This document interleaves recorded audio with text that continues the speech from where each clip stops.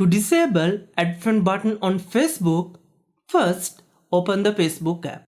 Then tap the hamburger menu icon. Now scroll down and tap Settings and Privacy. Tap Settings. Then scroll down and tap Privacy Settings.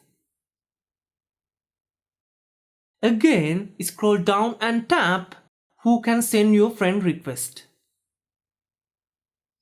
Then just tap Friends of Friends.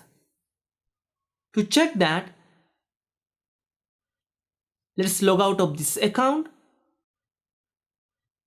Then log back into another account. Now I will search my Facebook profile. It works.